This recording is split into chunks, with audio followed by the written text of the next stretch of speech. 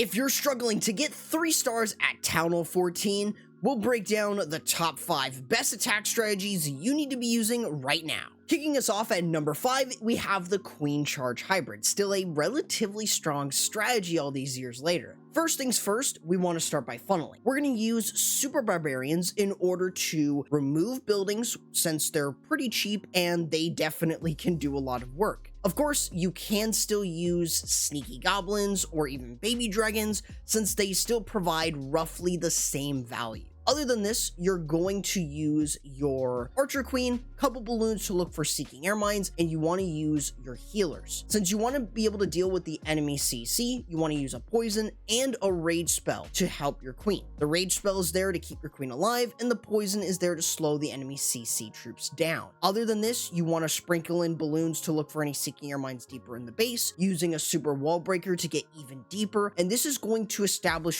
one side of your funnel. This allows you to clear a lot of buildings. You can use the mirror a little bit later on with an invisibility, and this allows you to have a large damage output with your cloned queens. Of course, if you don't have access to the mirror, the invisibility vial is just as good. It can get you a lot of value, and it still keeps your queen alive, which is the main priority of this. Other than this is going to establish one side of your funnel where you now want to set the other side with your Barbarian King and Siege Barrack. This allows you to clear a lot of buildings on the outside of the base, making it a lot easier for you to control your hybrid into the base and throughout the attack. This is really going to help, especially with your CC troops, where they can provide additional funneling or go in with your hybrid. Now from here, you're going to be pretty much going into your hybrid. This way you can send in your miners, your Grand Warden, Hog Riders, and then your Royal Champion. Of course, you want to make sure that you are using an early Grand Warden ability, especially since the Healing Tome gets a lot of value this way, or if you're going right the way into the Town Hall. This is still a very much viable option that you have. Other than this, you're going to use a heal spell a little bit later on in order to have additional healing as you move yourself around the base with your hybrid. Of course, you want to use freeze spells over splash damage defenses. Things like multi-infernos or scatter shots are definitely a good choice. Other than this, you're pretty much just going to let everything work themselves around. If you have any healers switch over, that's really nice. Of course, you just want to make sure that you are using heal spells throughout in order to provide a lot of value. Having the Hog Riders from your Royal Champion definitely does help when you are using her ability around the core, and you should have more than enough troops to completely overwhelm the rest of the base. You could have Druids in the CC if you would like, but I recommend having Valkyries or Hog Riders there since they can also provide additional support. Coming up at number 4, we have a strategy you might not expect, Zap Edrags. Now this is not using all Zap Quake, but instead you're going to be using 3 lightning for 1 air defense, and if you could get a sweeper, that's even better, but you also want to do the same thing on the other side in order to get 2 air defenses. This then allows you to use the Queen's giant arrow to remove 1 to 2 air defenses, making it a lot easier for you to use the Electro Dragons effectively. Now, of course, if you also want to make sure that you're setting the funnel, so using your queen with her healer puppets in order to do a mini queen walk is super essential, and you'll have the same thing with your Barbarian King and the spiky ball. Other than this, you're going to pretty much allow a nice funnel on 2 different sides to control your Electro Dragons.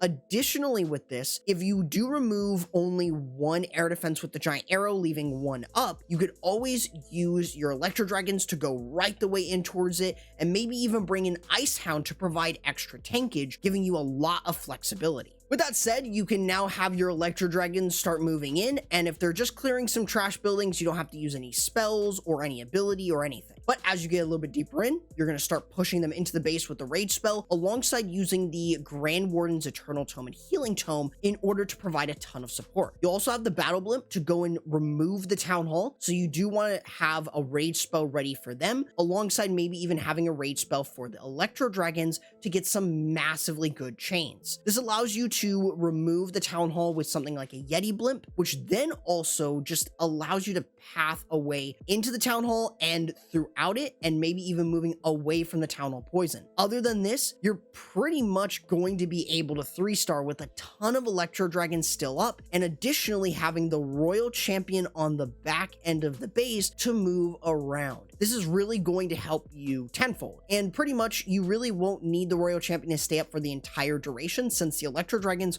can stay up. If there's no air defenses and you can remove the Town Hall, there's really nothing to stop them after that point. Now, at number 3, we have to include the Mass Druid. This is still one of the strongest strategies right now, and it's pretty simple. You want to make sure that you're using the Warden with his Fireball. I recommend using some Super Barbarians to remove any mortars, cannons, Teslas on the outside of the base, which can definitely hinder your Fireball. Other than this, we have 4 invisibilities. 3 to 4 is what I typically recommend. You want to make sure that you're using those over close by defenses, taking full advantage of the invisibility spell's range, and using the Fireball with 2 Earthquakes to remove a lot of value, which could include the enemy CC. Other than this, you have pretty much done its job with the Fireball, since you can use a couple Druids with your Warden in order to have a little bit of a walk going, though keep in mind that it's only going to last 30 seconds, so that Fireball needs to be quick.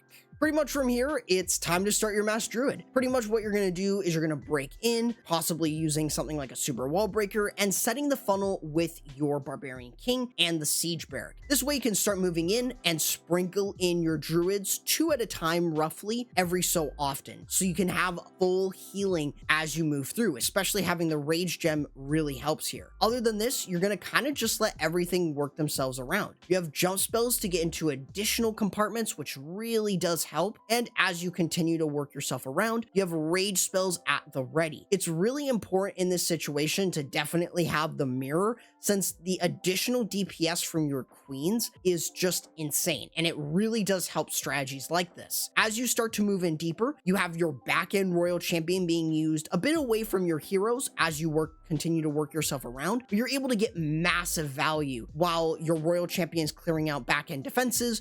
Your main portion, your Mass Druid, is just hammering on all of the defenses, including the Town Hall, making this a super simple and strong way to actually 3-star.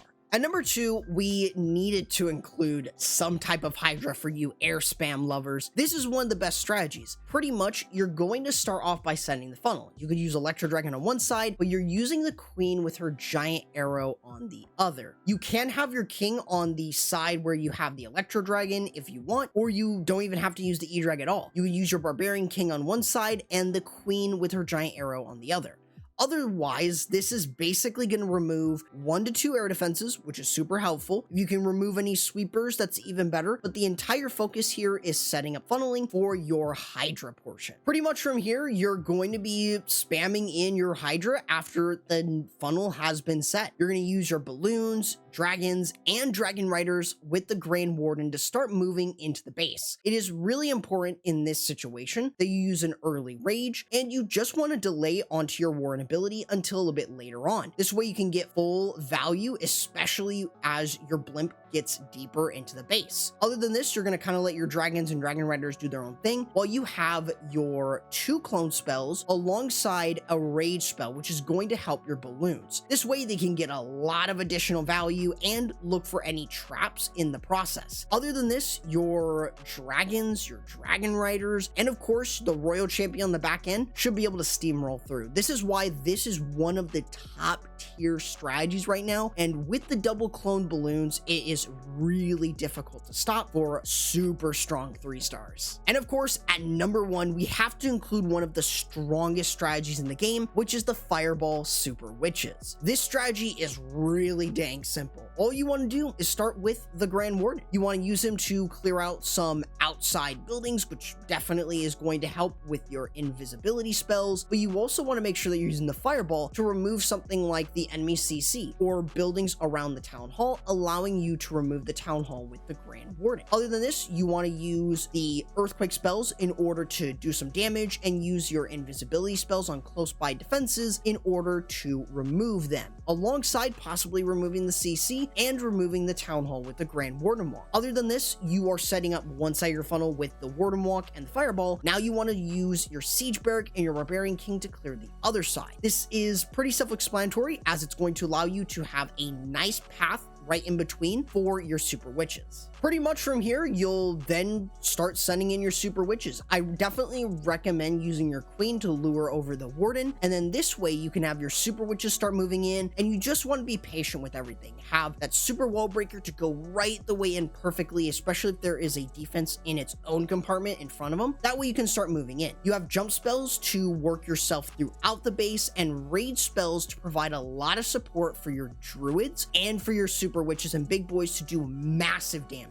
Other than this, you're going to kind of just let everything work themselves around. You have the rage spells to provide enough power. You have the queen with her ability with the mirror in order to do a lot of damage, and the super witches and big boys are just gonna steamroll through, especially with the help of the bears from the druid bears, which is gonna continue to move around. Of course, you can use druids every so often to keep the healing going, and you also have your royal champion on the back end to clear through the rest. This really is just gonna help you get a super dominant 3-star nearly every single time, making it a very strong strategy. I definitely recommend to have a little bit of cleanup, but other than that, you should be able to 3-star very consistently with this strategy. These 5 attacks are definitely some of the best strategies that you could be using right now, and a variety of them can be used at higher or lower town hall levels. Of course, I definitely recommend that you guys comment on what is your favorite strategy, especially here at Town Hall 14, and of course, YouTube says this video is the best one for you to check out next.